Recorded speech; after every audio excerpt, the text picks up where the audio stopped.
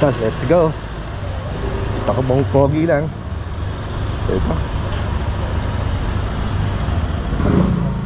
So, speed 1 muna gagamitin natin para tipid din sa kuryente. Medyo malayo-layo rin ang pupuntahan. Sa Imus lang naman.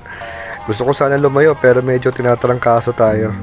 Itong nasarapan ko, yung barkada ko si Newell, yung may-ari ng clinic. At the same time, part-time joyride rider. Kaya at least para ma-experience nyo itong e-motorcycle na Dynamax. Ang unit pala niyan dala ay Honda Click 125. Samantalang yung unit ko na di gasolina ay Honda Beat. So itong Dynamax, no, sabi ko nga, kawig ito ni X-Max. So mas malaki siya hamak kay Honda Beat. So parang ang uulan, pero kailangan ituloy na to dahil 4 days lang ito pinahiram sa atin. Ayan, yung kanyang reading nung pinahiram ay 1,031. So tingnan na lang natin kung ilang kilometers ang magagamit ko habang nasa akin itong unit. So una ko napansin dito, no, yung kanyang shock sa likod. So may spring na, parang may baso pa. Kaya talagang ang ganda na suspension. Okay lang, okay lang. Kaya nga, mamaya na pag hindi na natin kaya. Init eh. Mainit pag nagkabote tayo. Buti alam mo to, no? Ruta namin, baklaran to sa Pote. Since na joyride rider nga tong tropa ko, alam niya pasikot-sikot. At dito sa shortcut na dinaanan namin, napakadaming humps. Pero okay na rin para masubukan ng gusto itong si Dynamax. Since na pinahiram na sa atin itong unit, hindi ako mekaniko, hindi rin ako technician. Alam ko lang yung about EV, pero katulad niyan, kaya nga ako may backup na kasama para at least kung ano man ang mangyari, may ano, 'di ba? May magre-rescue. So, isa sa mga napansin ko dito sa unit na 'to, pagka kahit na niraratat mo at umahataw ka, ang bilis, ang ganda, very responsive ang takbo. At napapansin ko, yun nga, kasi alam ko meron tong regenerative battery. So, may regen to. So, alam ko ang regen, it works pagka kung may preno ka or something. So, pansin ko talaga na parang bumabalik yung bumabalik yung kuryente. So, hindi kaagad siya na na nalolobat. Kasi kung lagi kang hataw, piga ka ng piga, ay sa ibang unit na normal lang, ay magbabawas na kaagad siya ng baterya. So, unlike nito, parang buong-buo pa rin ang baterya. So, una ko napansin, no, yung suspension, napakaganda. Then yung pagiging responsive niya, kahit nasa speed 1 pa lang ako. Then ang isa pang i-take note ko, yung handling nito, napakaganda. So, kahit na kaliwa kanan, banking ng konti, ang ganda ng balance nito. So, isa na sana medyo nalibadbaran ako, yun nga yung haba no side mirror. So, kailangan siguro ganyan talaga yung side mirror kasi nga sa forma niya. Pero kung gusto mong sumingit, napaka-delikado kasi siguradong pag hindi ka magaling sumingit, tatamaan yung side mirror. Speed 1, ayan. Sagat na speed 1 ay 48.4. Ayan, kita niya, 44. So, kasi tatay na tayo. So, speed 2, 56, 59. Speed 2. So, kahala tayo. Speed 2 pala, okay na. Kaya ko. Speed 2. 62. Paano na 62, 60. Di ba? Kanina 3 lang eh. Pero wala na, ubos na yung kali. Parang 60 lang. Kanina 3 doon sa coastal kasi bitin eh. Oh, sa bagay sa Di ko kasi pwedeng dahil papunta pa lang tayo, mahirap. Sa Manila. Sa bagay mahirap. Kaya 1 lang ako kanina eh, dahil kitipid. Kaya nga merong pare, magandang balita lang. Any NXT, pwede tayo maki-charge. Talagang kunwari, parang feeling ko tagilid na. Pero libre pa yun. Libre. So maganda sa unit na to, speed 1 niya, tukod na sa 40. Then speed 2, tukod nito nasa 60. So saktong-sakto na, napakatolin talaga niya. Ang ganda pa ng handling. So talagang medyo nag-e-enjoy ako dito sa unit na to. Yung nga lang 4 days lang to pinahiram sa atin at 2 days ko lang talaga to makikilatis ng gusto. So ito, nag-stop over kami sa gasoline station, hindi para magpagasa, kundi para mag-shoot ng mga clips dito. So may sinusubukan lang kami style, yung camera ikinakabit sa wrist, kaya medyo palpak yung mga kuha namin. Siyempre alam nyo naman, hindi kami professional na videographer, pero yun, gawan ko na ng paraan itong mga clips namin.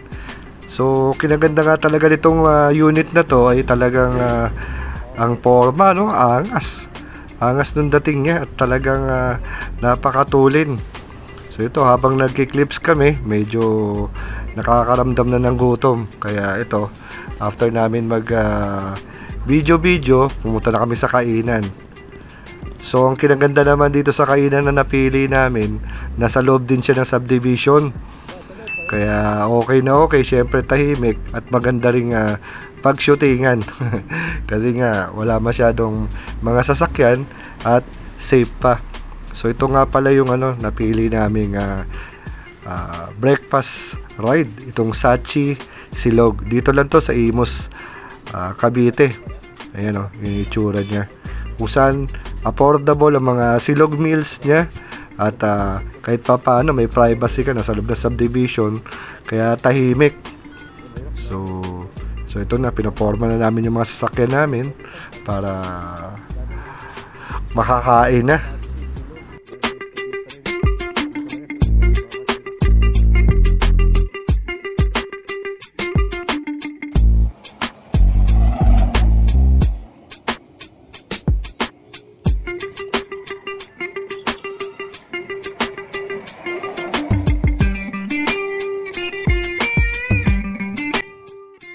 So ito, meron pa tayong 1 bar.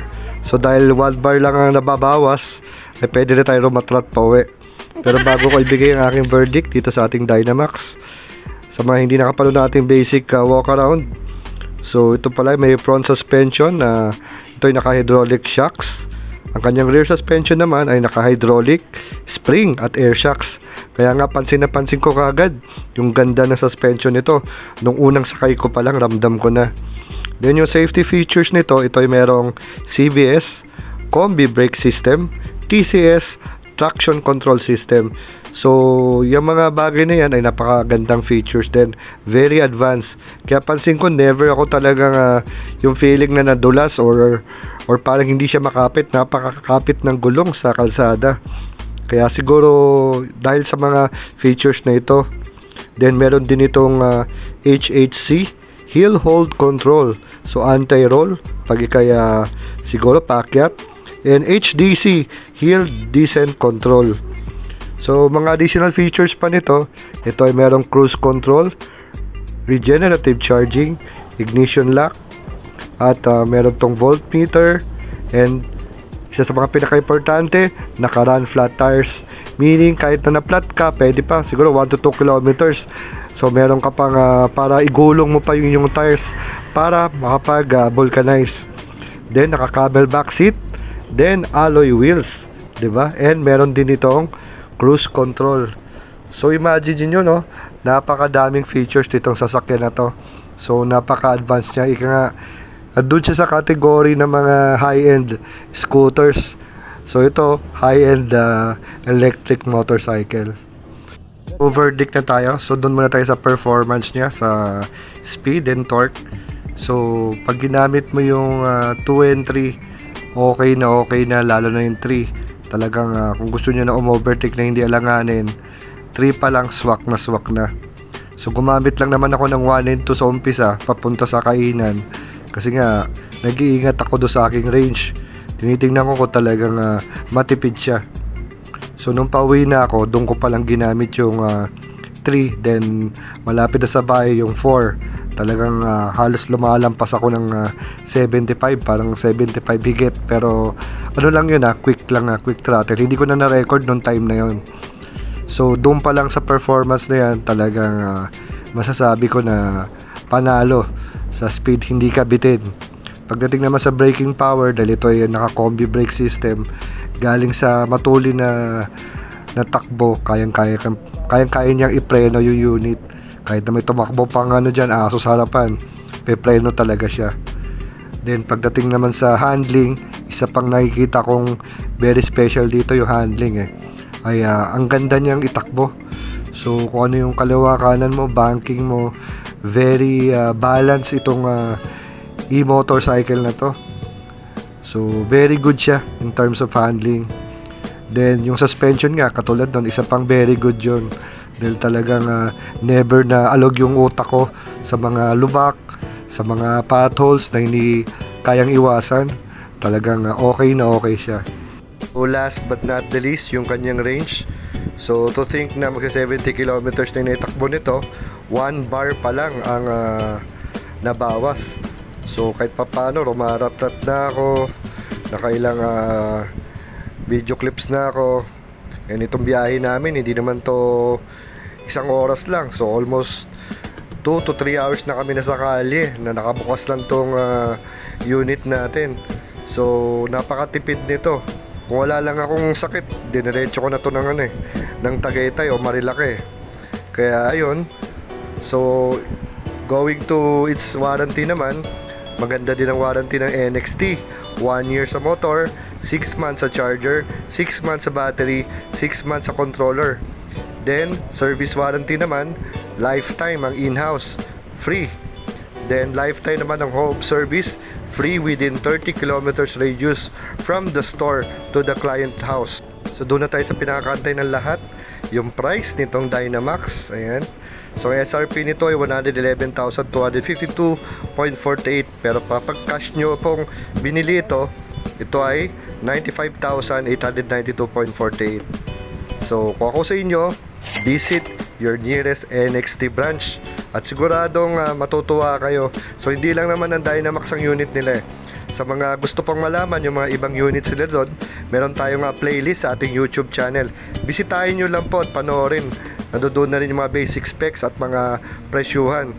So sana nagustuhan niyo ating munting vlog dito sa NXT Dynamax. So till here, this is Well Esquila. Ride safe and God bless. Ito yung clip na nakauwi na kami. Then dinouble check ko talaga yung odometer reading. So dito sa tinakbo nito, nakatakbo na siya ng 74 km simula nung hinatid dito. Ayan. So hindi lang siya 74 kilometers, kasama na doon yung traffic. Kaya yung balikan namin, umabot din kami ng mga 3 hours. Kasi video shoot namin, then naka headlight pa. Kaya talagang very satisfied.